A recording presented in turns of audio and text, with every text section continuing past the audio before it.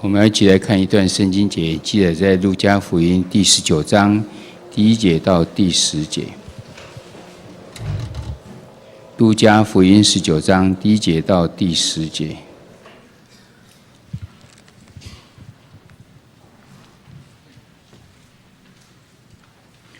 路加福音19章第1节到第10节，我用和合本来念。19章第1节，耶稣进了耶利哥，正经过的时候，有一个人名叫撒该，做历史税吏长，是个财主。他要看看耶稣是怎样的人，只因人多，他的身量又矮，所以不得看见，就跑到前面，爬上桑树，要看耶稣，因为耶稣必从那里经过。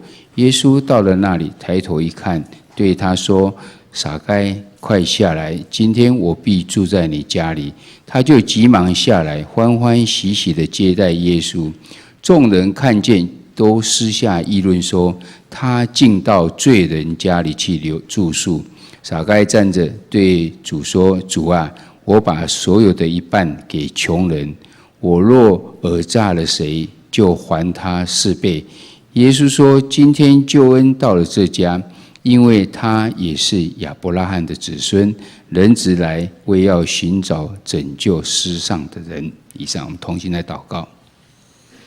慈悲的阿爸父神，我们感谢在周末的时候，我们能有福气来敬拜你，也感谢在这个礼拜你带领我们平安的经过，不管是顺利不顺利，我们都献上满心的感恩。我们在这个夜中间，我们有里面的操练，乃是要来如何拥有活出这无愧的良心，祈求神灵帮助我们。今天已经到最后一刻，我们经过了软弱的良心，我们有敏锐的良心、清洁的良心，最后我们已经到了无愧的良心。祈求神帮助我们，在我们的生命中间如何能够活出无愧的良心，因为我们的爱乃是从清洁的心、无愧的良心，以无畏的信心能够生出来。求主帮助我们在灵命操练中间都能得帮助，也能够荣耀神你的名。祈求神赏赐我们每个人有谦卑敬虔顺服的心，来领受你的话语，开我们的心眼，赏赐我们有属灵的智慧，让我们能够明白。我们这样祷告奉告主耶稣基督的名求，阿们。大家平安。今天我们刚刚已经有报告，明天是圣灵降临节哈。那主耶稣复活是在7日的第1天，也就是在礼拜天。那旧约里面呢，谈到说要守安息日，这上礼拜我们刚刚也问过大家有关十诫的事情。安息日呢，是照创世纪来讲，是在上帝创造的万物，第6天创造结束之后，第7天他休息了，所以他要我们一样守他的安息日。也就是在那一天的时候，跟主一样能够休息敬拜他。但是到新约之后呢，主耶稣他降临，然后为我们世人受罪之后，然后钉十字架，在7日的第1日，也就是现在我们的礼拜天，他复活了。所以我们现在不再叫说是我们守安息日，我们乃是守主日，也就是主复活那一天。所以我们现在是我们改革中的人呢，基督教都是在守礼拜天。但是仍然有安息日会，或者是犹太教，他们仍然在守安息日，他们是守礼拜6的哈。我想这个让我们能够明白。那我们在进入到这个主日的时候呢，我们今天所看到这个经节呢，是让我们再一次来思考有关这个清洁的心思的事情啊。在圣灵降临节，也就是第50天，主耶稣升天后主耶稣复活后的50天，升天之后的第10天的时候，圣灵降临在这些使徒人们的身上，让他们就保有能力，能够到各地方能够去传扬福音。这是主耶稣要升天之前告诉他们的，要他们等候圣灵的来临。那明天就是圣灵节，所以我们一方面我们是来纪念圣灵曾经降临在我们身上，今天也仍然降临在我们每个人身上，让我们有足够的力量去传扬福音。那同时我们的灵命操练呢，也刚好到最后一课。我们曾经已经上了4堂，今天是第4节。那这个礼拜呢，我们所上的是有关无亏。这个页里面我们上的是无亏的良心，无亏就是没有亏欠，你不会觉得好像非常的良心不安，你会觉得你亏欠了别人，没有，你应该有一个无亏的良心，你才有办法是把你的爱行出来。所以我们操练中间，我们就是重复的讲，让我们能够记得这些事情。爱是我们基督教里面最重要的一个信仰。你要是非常的敬虔爱神，敬虔的敬拜神啊，这个敬拜赞美歌唱得多好，这样，或者是你愿意去为人去舍命，或者是你能够祷告，能够移山倒海，还是这样都可以，很多事情。但是你竟然没有爱的话，圣经告诉我们，这爱是一点意义都没有，一点益处都没有。我们能够做那些事情，其实都是因为出于爱。我们为何能够爱呢？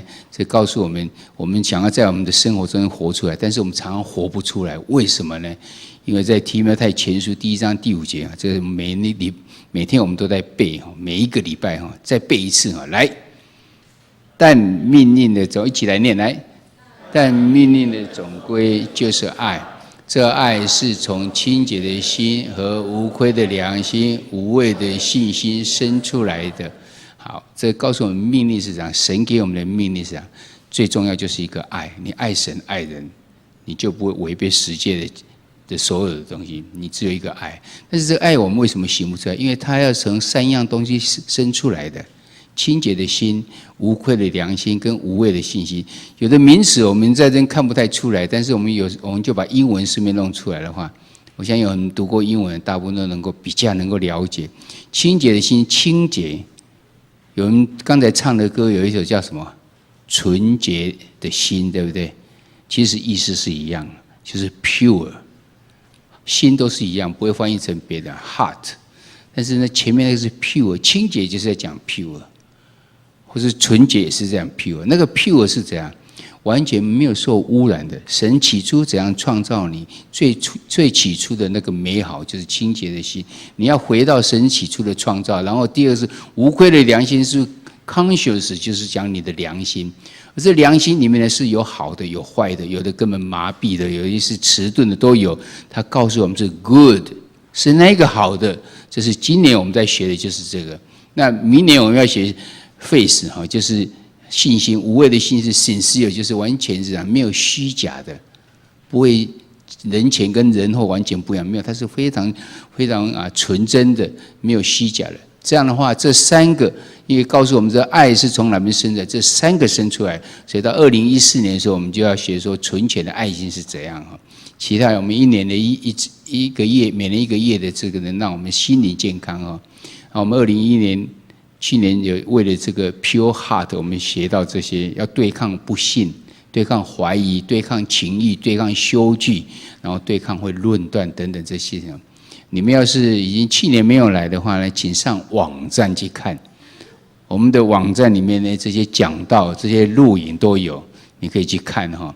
然后把以前的资料交出来看，或者是有人有周报的收集的话，你可以看到今年的周报里面都会讲。今天的讲道，在下礼拜的周报里面就会看到我们的逐字稿，没有那么完整的逐字稿，但是比较详细的逐字稿。那今年学习我们其实是4样哈，这4样是怎样？一个要对付我们软弱的部分，就是有我们的软弱的良心。那第二个呢，建立起敏锐的良心。第3个怎样？你拥有清洁良心，最后你就活出无愧的良心。所以我们进到第4节，就要看如何活出无愧的良心。今天我们选的经节里面是讲一个税吏叫撒该的，他如何活出无愧的良心呢？我们从这边来看，盼望我们能够学习到哈。我们良心是不是可以没有亏欠呢？可以达到没有亏欠吗？我们先来想说，良心会不会亏欠？你觉得这几句话，这代表我们常常讲的，你会觉得良心不安，叫人家摸摸良心，通常不会叫自己摸摸良心啊，都是你摸摸良心哈，就是讲你的别人的哈，然后不做亏心事，表示说这个良心会让人造成不安。所以良心讲是有亏欠的，才有这种问题哈。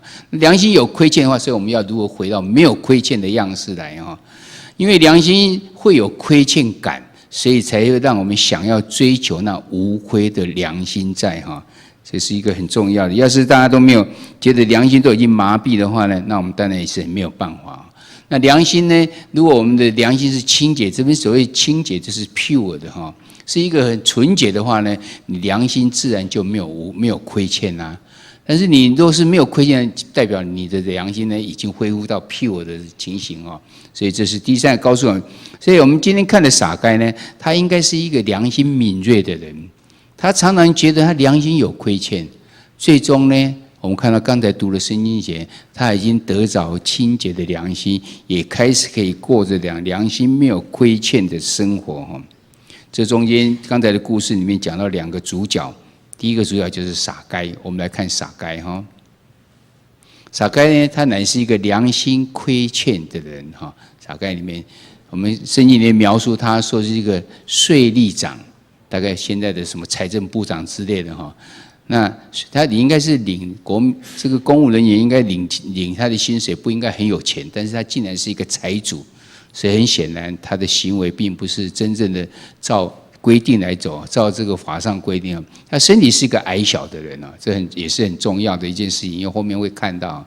原来撒该他是罗马政府里面在收税的，但是当时的政府他们的制度是采取包税制。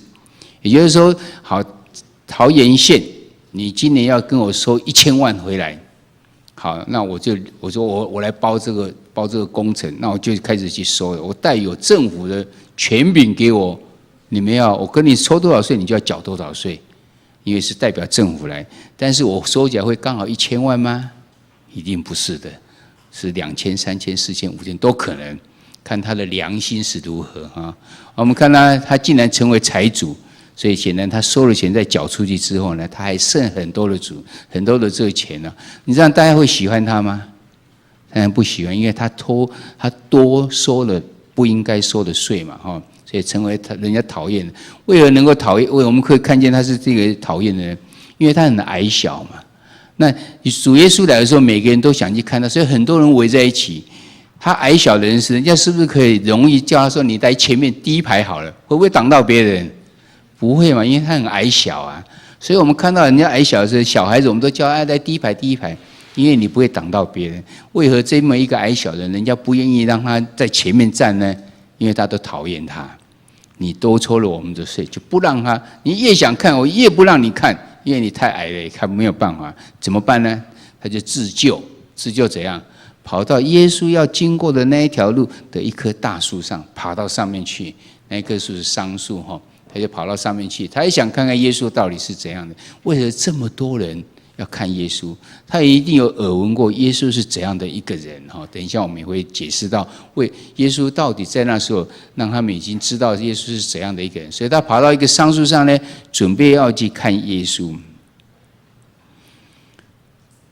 我们再接着看第二个人物呢，乃是讲了耶稣。耶稣是一个人，他接纳撒该的耶稣。撒该虽然不被众人接纳，但耶稣却注意爬到树上的撒该。耶稣已经旁边围了那么样多的人，他为何还会去注意到一个爬到树上的人呢？因为接下去看圣经讲，耶稣告诉他：“今天我就要到你家去。”所以显然耶稣是非常在意，他原来有一个目的，他就是要来接纳的撒该哈。所以耶稣走到他的面前的时候，抬头看撒该，对他说：“怎样？撒该，快下来！今天我必住在你家里。必住在你家里，意思是怎样？我显然是要更进一步的怎样？”来跟你谈一些事情，我接纳成为你是我的好朋友。你会不会到敌人的家里去住一晚呢？所以你得被揍掉都可能，对不对？所以你一定是到你信任的人的家里面去住一晚。所以耶稣显然是接纳撒该做他的好朋友，从来没有被人家真心接纳的撒该怎样，他就欢欢喜喜的接待了耶稣。但是其他的人开始会有意见了。耶稣不是弥赛亚吗？不是基督吗？那他应该等的这个撒该是好人坏人啊？为什么到坏人的地方去呢？所以耶稣呢，他有医病，他讲述天国奥秘的道真理，他改变了世人的一些价值观、生命的态度。耶稣证实，就是大家期待已久的这个弥赛亚。但是今天这个圣洁的弥赛亚，竟然怎样主动表达要接纳众人所鄙视的这个罪人。在当时犹太人他们的规定非常的严格，而犹太人都不能进到外邦人的家里面去，也不能住在他家，也不能跟他一起吃饭。理由是什么？因为外邦人都是罪人，所以你应该保持圣洁，你不应该跟这些罪人同流合污在一起，吃饭也不行，到他家里面去也不行，然后住在他家里面更不行，你就被污染掉了。所以耶稣他要到罪人那边去，他接纳的时候就开始受到很多个议论纷纷的。我们刚刚看到圣经节里面呢，在第7节说，众人看见就私下议论说，他进到罪人家里去住宿。原来是因为犹太人他们有这样子的规定在。这时候呢，虽然他们在那边议论呢，但其实撒该他已经怎样？他已经解决这个问题了。众人还在议论纷纷的时候呢，撒该已经结束自己的天人交战。我到底应该如何？他对耶稣宣布说：“怎样？主啊，我要把所有的一半给穷人。我若讹诈了谁，就还他4倍。”你觉得撒该这样做之后，他还有没有剩钱呢？我看都还是买他死哎！他怎么如果给他一半，然后又4倍又给人家？所以很显然他已经这样。他已经不在乎他的这个金钱而已，所以看到怎样，撒该的生命是改变了，他良心得到了释放，他放弃他的钱财，但是他却得着无亏的良心了。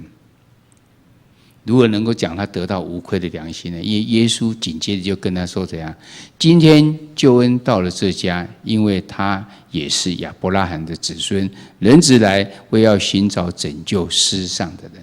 耶稣讲这句话，后面那一句话就是告诉那些众人，我为何到罪人的家里面去呢？我来是要找世上的人啊！你们已经得救了，就不需要我了啊。只有病人才需要医生，健康人需要医生吗？不需要。所以那些有罪的人、世上的人才需要救主，才需要耶稣来救他。所以耶稣告诉那些人说：“我来是为了要寻找世上的人。”哈。所以耶稣今天就将救恩带到这个地方来。我们看到救恩呢的功用之一是这样，是要使人改变，能够得着无亏的良心。那我们刚才在你们讲义里面的讲义上可以看到，我们在引言里面的第7点里面告诉我们无亏的良心怎样去能够活出来呢？其实是经过前面3个阶段。第一个阶段是要怎样？要对抗软弱的良心。第二个呢，要建立敏锐的良心。第3是怎样？你要拥有清洁的良心，最后你才能够活出无亏的良心。我们看看撒该他怎样子呢？他如何能活出这无亏的良心？我们以撒该为例来看好了。第一个，他对付他软弱的良心。软弱的良心里面，我们在这个礼拜我们讲的时候是怎样？用什么为例子？就讲到说，我们可不可以吃那个拜过的东西啊？有些人觉得说，我吃的好像就有罪恶感，那个偶像就进到我身里面了。有些人觉得没有关系啊，因为万物都是神所创造的啊，我们只要感谢就好了，就可以吃了啊。所以最后圣经节就引到哥林多前书的第12章里面23节告诉我们说怎样，万事都可行，但不多有益处。万事都可行，但不都造就人。你应该有这样子的真自由在你的身上。当你真明白真理，你知道那个真知识真理的时候呢，你就知道我可以怎么做。所以问题是在你不知道，所以你有软弱的良心。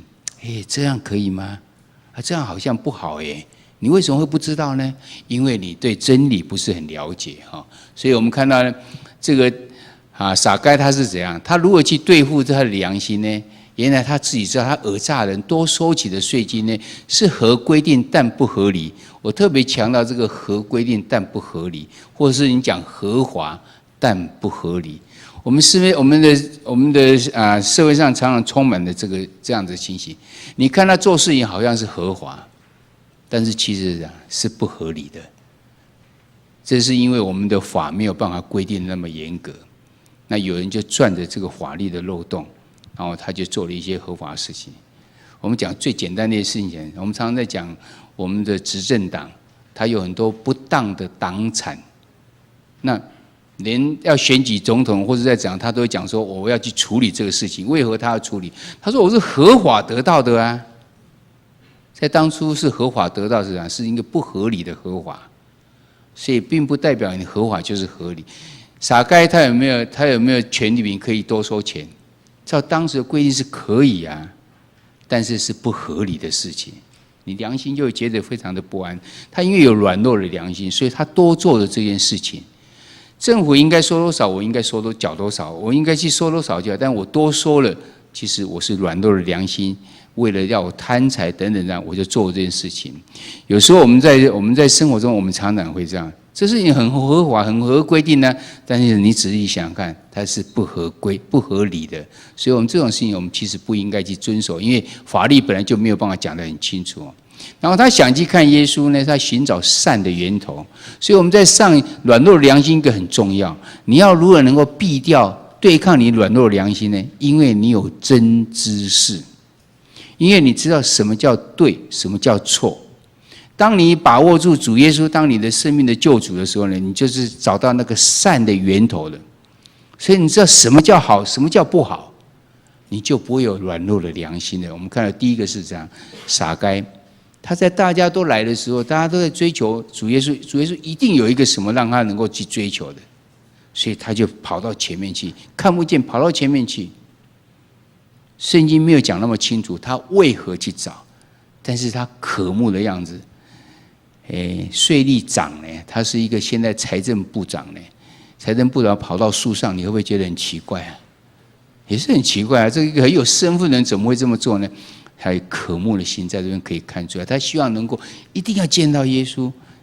果然他就去见到了哈。所以第二个，我们看到他有对付他自己的良心的部分，他知道他的良心是软弱的，他可以这么做，他也这么做了，但是对众人来讲，这是太不合理了。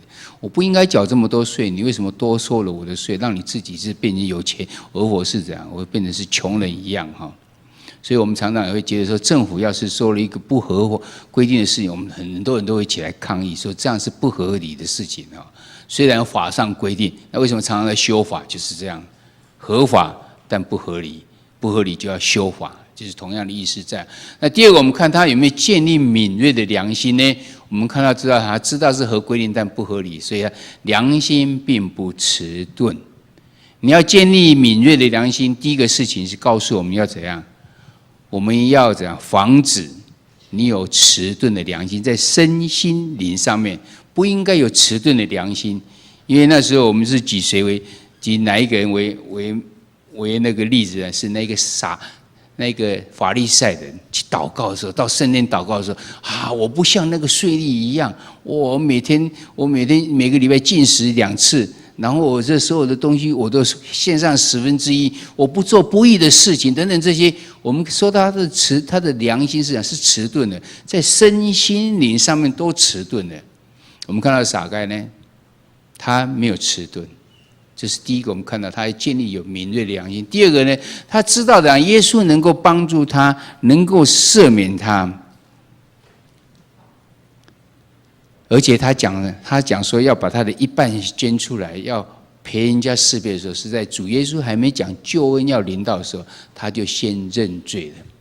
你要良心要不迟钝呢，有一个非常重要的事情，你要知道你的错，你要愿意能够认罪。我们人常常知错，但是不一定会这样，不一定会认罪呢。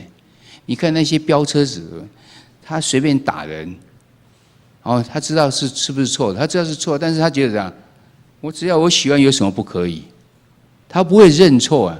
很多人都是不会认错，或是那些明明犯了罪的人抓到之后，他要是认错再认罪，直接法官就判刑就好了啊。但他们不会，他们就是辩论，左辩右辩，辩到自己希望能够不被关起来一样。人知道自己错，但不一定会认罪。神告诉我们，你要到神的面前的话，你一定要认罪。认说我们是罪人啊，所以我们在神的面前，我们应该认罪。撒该他主耶稣还没有说救恩要到你身上的时候，他就先认罪了。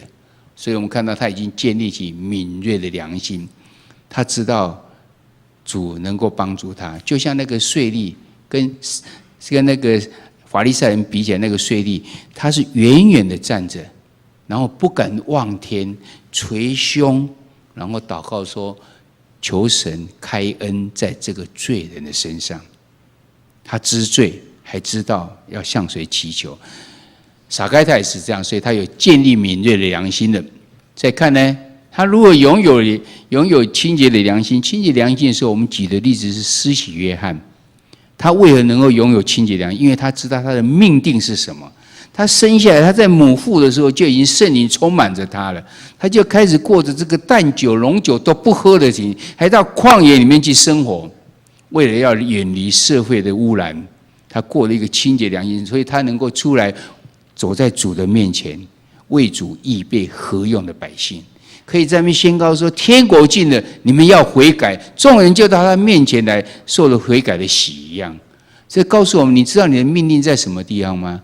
撒该他自己知道自己的职分，他不应该讹诈才对，但是他软弱啊，所以他做了，他多起了，所以他知道错了，他就到怎样回到主的面前来谦卑提补偿的办法。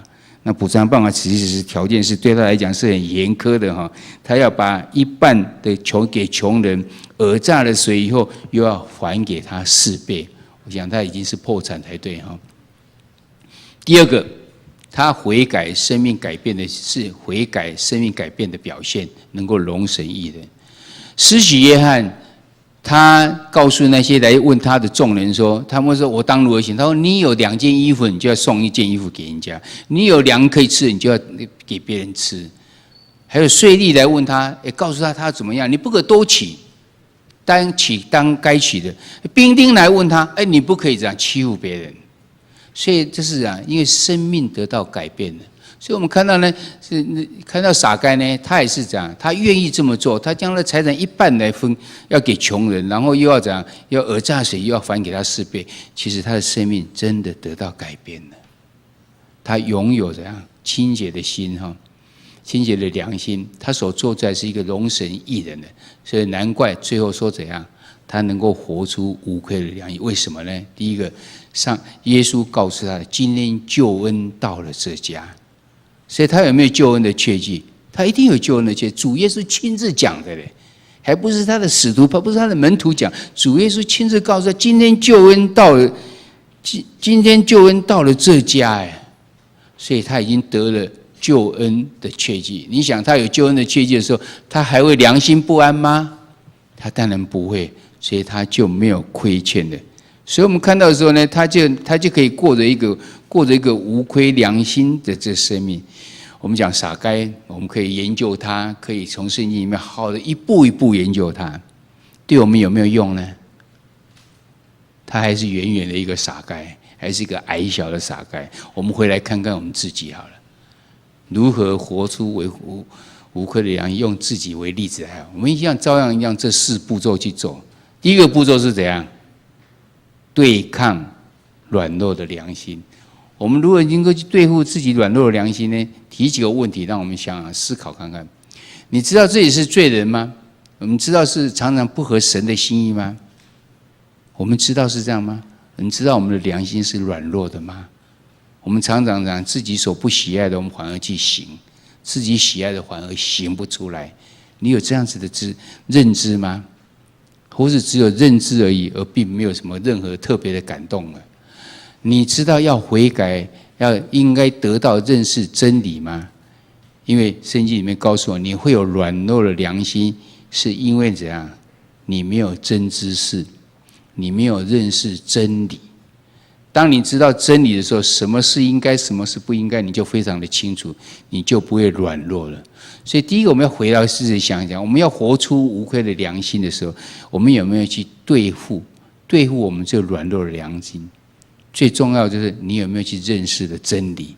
当你认识真理，你一定知道你是一个罪人，你是一个不合神心意的，所以你要去对抗，你要有这个深深的认知之后，然后你开始要去建立你敏锐的良心。敏锐的良心，第一个是怎样？你知道自己的身心灵的软弱不完全，还是迟钝无所谓。法利赛人就是迟钝，他甚至高举自己的部分。他认为他是一个没有不义、没有犯奸淫、没有去讲勒索别人，不像那个税吏一样，我还每个礼拜禁食2次，我还将我所有的都去奉献1/10。他照着条例走的时候，哇，我是这样子的义人。你是这样的迟钝吗？人在神的面前怎么可能成为义人呢？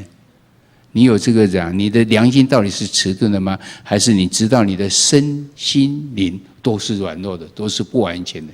你要建立敏锐良心，第一个你一定要这样子有这种认知，然后再怎样知道要去找谁能够帮助你。你知道谁能够帮助你，谁能够赦免呢？这个源头到底是谁吗？知道之后怎么办？我要如何建立这敏锐的良心呢？就告诉我们要回到怎样，跟那个税吏一样，求神开恩在我们这个罪人身上。神怎么开恩呢？神在圣经已经告诉我们怎么做了，历代志下第7章第14节。那称为我名下的子民要怎样？自卑、祷告、寻求神的面，远离他的恶行。4件事情，你要谦卑，自己谦卑，祷告，寻求上帝的面，远离恶行。神给我们的承诺在后面继续讲说怎样，我就要再垂听你的祷告，然后赦免你的罪，医治这块地。神是一个非常有恩典的词，他知道我们的软弱没有问题的。怕是说你软弱还不会来依靠神，还不会认罪，还是觉得都没有关系，成为一个非常迟钝的一个良心，那就有问题了。神知道我们大家都是软弱，我们曾经讲圣经里面有太多的故事，让我们可以明白神真的是一个这样很怜悯的神。他也知道我们的软弱，但是他要我们回到他面前去认罪就好。你们知道大卫的故事吗？大卫王的故事，他犯奸淫，借刀杀人。你们中间有人会这样子吗？没有嘛，我们一定比他的罪还轻。但是他最后神称大卫王是怎样？合他心意的人。整本圣经里面就是只有一个大卫被称怎样？合神心意的人。哇，这是无上的荣光哎！哪一个人可以被称为说神告诉你说你是合我心意的？表示说我心里想什么你都知道，你就照着做，而且做的都让我觉得很喜悦。但是大卫王是一个怎样犯奸淫又借刀杀人的人呢？神竟然能够让他这样子，因为他真的是诚恳的认罪的，然后以后就走在神喜爱的道路上面。所以我们每个人都有盼望的，我们每个人没有一个人比大卫王还差。没有犯下那么大的罪，但是大卫王都可以得到神的怜悯，何况是我们？问题是在我们愿意到神的面前去认罪吗？愿意好好的走在神希望的道路上面？好，你说我本来就很好，我没有杀人，说我就像所罗门王好了。所罗门王很聪明啊，世界上最聪明的人，但是他不走在神的道路上，最后是怎样？他悖逆的神，他随从他的太太，他太太太多了。7嘴8舌，这不只是7000还是几千，几百个舌头，几百个话，一直在跟他旁边讲话。最后他远离了神，去拜他跟他的那些太太们的神去拜。远离了神之后，他后来就悖逆了神。世界上最聪明都可能是这样，但是怎样？你是杀人的人，你都可以被神讲你是合神心意。你看这差距有多大？只在一个差距这样，你愿意依靠神吗？你回到神的面前去认罪嘛？历代志下第7章第14节，其实对我们每一个人来讲是一个极大的恩典在。他为我们开了一条路，在我们都是犯罪，不知道如何是好的，告诉你有一条路给你走。你愿意自卑吗？自己亲自谦卑自己啊，不是被人家强迫，你自己愿意谦卑吗？谦卑怎样？祷告，然后求神的面。就是只有仰望神，没有其他的东西，然后远离你的恶行。前面这几样都是为了要让神能够怜悯我们，后面第4样这样远离恶行是我们要做的事情，我们要付出的代价。你不能嘴巴讲讲而已啊，你没有行动没有用啊。你的行动是讲我远离了恶行，我真正离开，我愿意不再犯这些错的时候，神给我们的承诺是怎样？赦免我们的罪。然后呢，医治我们的再次垂听我们赦免我们的罪，还医治了我们的地。所以看到呢，你要能够怎样？你要去建立敏锐的良心，没有关系，你很迟钝，然后你也知道要怎么样。告诉我们讲，你谦卑、祷告、寻求神的面，远离你的罪行。这样就建立敏锐的良心了。我们再看，你如果能够拥有清洁的良心呢，就跟那些回到跟施洗约翰所学到的功课，你要知道自己的命定。你知道你的命定跟职分呢？你有没有尽责呢？我们的职分，我们的命令到底是什么？每一个人命令有没有不一样？每个人都是不太一样的，但是怎样，都是同样一个目的，要怎样？要容神益人。你能够悔改，有生命改变的表现来容神益人。容神益人4个字很好讲啊，我要容神益人，但是你能够行出来吗？你生命没有改变的话，你永远行不出来的。而生命改变不是靠你自己的，生命改变乃是要靠神的力量来让你生命改变。但是人在这部分要做什么呢？我愿意付出代价来成为信主的人，依靠主的人，这就是我们可以做的部分。神给我们都有自由意志，神不愿意说你每个人都成为机器人，讲一声世人都信靠我，可不可以这样？可以啊，那每个人就成为基督徒，世界都是基督徒，太简单了，也不要传福音传得这么辛苦。但是神不愿意这么做，你让这变成机器人啊！神要这些机器人做什么？没有用啊！神给人最好的礼物就是给我们自由意志，让自己做决定。我给条件开给你了。我爱世人，甚至将我的独生子赐给你们，叫一切信他的人不至灭亡，反得永生。你要成为信他的人，你要自己信，不是我叫你信啊。我盼望你会成为信的，所以这你的生命，你要是这样做之后，你的生命才有办法得到改变。因为神给我们的应许，他让我们有圣灵来帮助我们，让我们有力量能够改变。你成为新造的人了，你不再是旧的人了，你已经可以把你的老我都放弃了。因为神给你成为一个新造的人，你愿意这么做吗？你要这么做的话，你就可以有没有成为容神益人，就看你是不是拥有清洁的良心。最后，你要活出无愧的良心是怎样活出来？你能够让耶稣来告诉你说，今天救恩要临到你家吗？要临到你的身上吗？你有救恩的确据吗？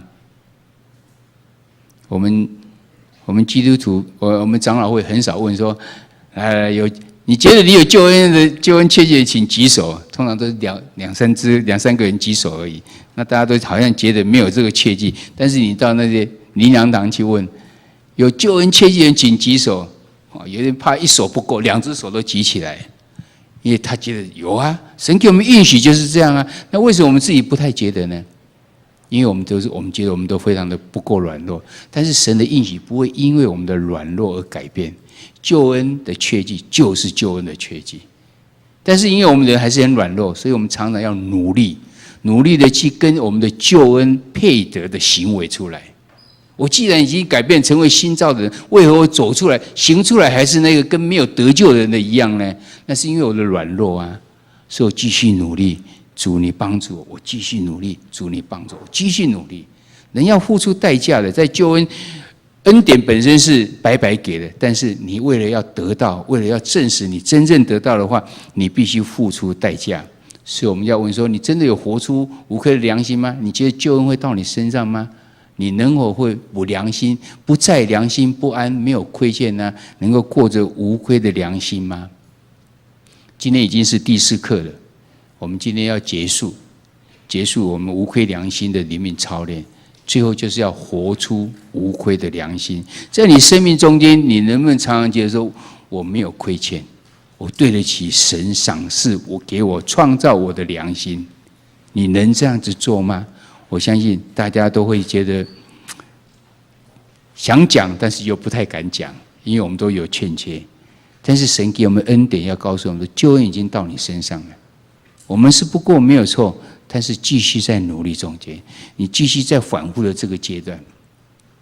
我如何常常去对抗我软弱的良心呢？我有真理，真理在我身上，在我心中，我就比较知道我怎么走。我就常常在对抗了。这个东西该做吗？不应该做。这个应该，这个可以做。你如果确信在这里，别人看你这样做，觉得很好。这就是像我们基督徒常常在我们的生活中间会碰到很多看起来似是而非的事情。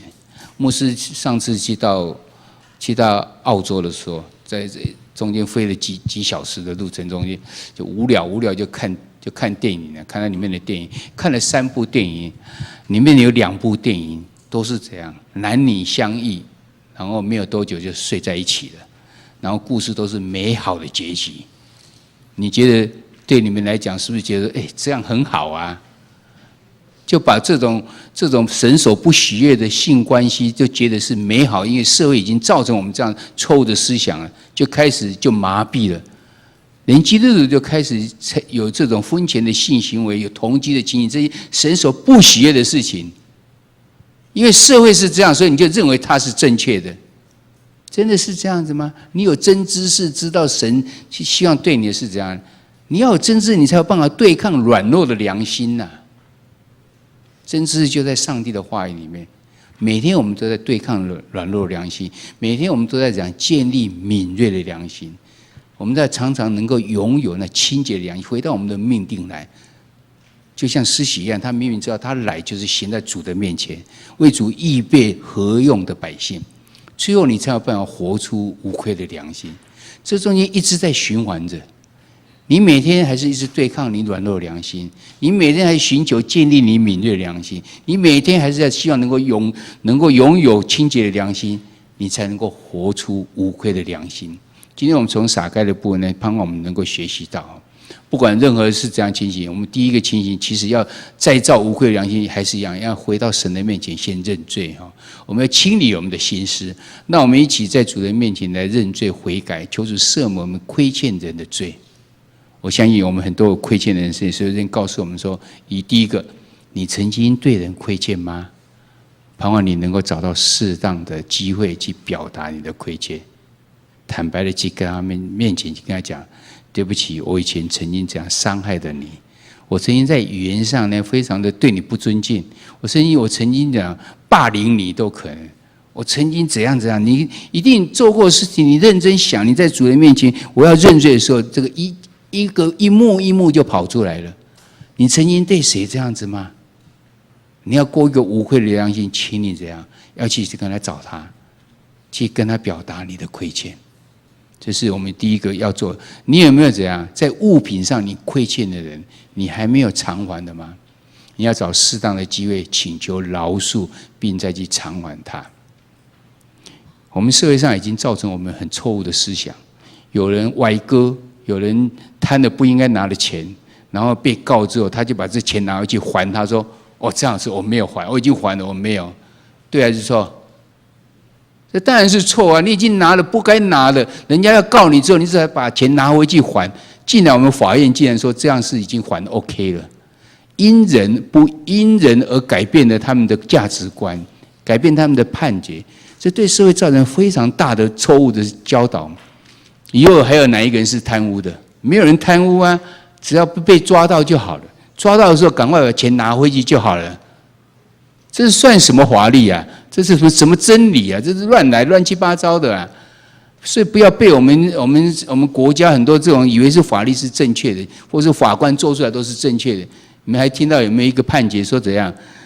两个人搞不好说，他说我要撞你，说来啊撞我啊！因为车子撞了他之后，法官判说怎样？没有罪，因为你叫他撞他。这叫什么法官啊？恐龙法官啊！你能够相信我们这样的司法吗？下次你跟人家吵架，然后他说我杀你，你来杀我啊，你就杀他，之后会不会被判罪？不会，因为你邀请他杀你啊。这是什么法官啊？这是什么司法啊？不要相信我们这些社会错误的思想。当你有亏欠人的时候，当你有欠别人的东西的时候，怎样？你一定要偿还，而且你很久没有偿还，请你去跟他对不起，求他的饶恕，你才不会有亏欠的。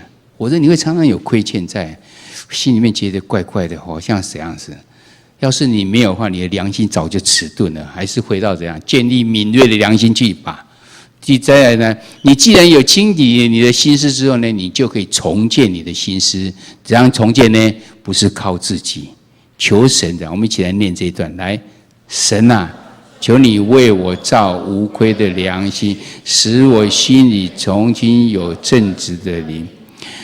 原来的圣经节里面是这样，求你为我造怎样清洁的心。我们讲无亏的良心，因为我们正在写无亏的良心嘛。pure 清洁就是 pure， 那你不会亏欠别人，就是清洁，就是清洁的心啊。我们没有办法靠自己有这个能力，我们只有求神帮助我们。但是我们要不要努力？当然要努力啊！每一件事情都有神造的，跟我们人要努力的部分。最后我们这样做的时候，我们就可以这样宣告说：神已经医治了我的亏欠，从今以后我的良心是无亏的。从今以后，但是你仍然常常一直在持续中。明天是我们圣灵降临节，他告诉我们，你需要有圣灵的帮助，你才有办法去战胜这些软弱的地方。盼望我们能常常祈求神。我们圣经节在使徒行传2章第38节，当众人问说我们当如何行的时候，彼得告诉他怎样：你应该要认罪，奉主的名受洗，你就要罪得赦免，同时领受圣灵。所以受洗的人都已经有圣灵在，为什么我们常常要圣灵充满在我们呢？我们祷告应该讲说怎样？求圣灵在我心中自由运行。因为我们的老我太重了，我们虽然祷告求神啊，你带领我前面要走的道路，一结束之后，祷告完马上就想说，我应该去那边，我应该去那边哦。你好像你说交托给神，其实你自己在掌权呐。当你把你老我这样，然后我把它忘掉的时候，神才有空间去掌权呢。所以我们常常祷告一场，求圣灵在我心中自由运行。让我的老我不要这样影响了圣灵要走的这条道路。盼望今天的课程呢，今天我们所讲这些都能够成为我们的帮助哦。我们这有几个问题思考啊，就是撒该为什么会如此激烈的转变呢？他付出了什么？有什么收获？你曾经在什么事情上对人有亏欠？后来你怎么得到释放？你要活出无愧的良心上最需要的代祷是什么？就请求你的属灵伙伴能够为你祷告，特别是很多人的代祷都会成为我们的帮助。我们同心来祷告。慈悲的阿爸父神，我们感谢你，让我们在我们灵命操练中间，要如何有无愧的良心。我们已经进到最后一课，在我们经过要如何去对抗软弱的良心，要如何能够去建立有一个敏锐的良心，如何拥有清洁的良心，最后我们才能够活出无愧的良心。我们从撒该身上已经看到，他虽然以前讹诈了人，但是他有他的良心不迟钝，他知道他错了，他就把握住能够认识主耶稣的时候，他做出他的回应，是他悔改生命得到改变的一个回应。我们就看到主耶稣告诉他说，今天救恩就到自家了。我们更盼望主你的救恩就到我们每个人身上。其实我们都有这方面的确据在，但是我们为何仍然是没有办法能够确认呢？因为我们的良心都是属于还是有亏欠的。我们祈求神灵帮助我们，让我们能够过一个无亏的良心的生命的生活在我们身上。祈求神灵帮助在所有愿意来寻求、愿意来操练的人，都神得到神灵的帮助，圣灵成为他们力量的来源，是在他们生命中间能够活出有一个无亏的良心。献上我们的感恩祈求祷告，奉告主耶稣基督的名求。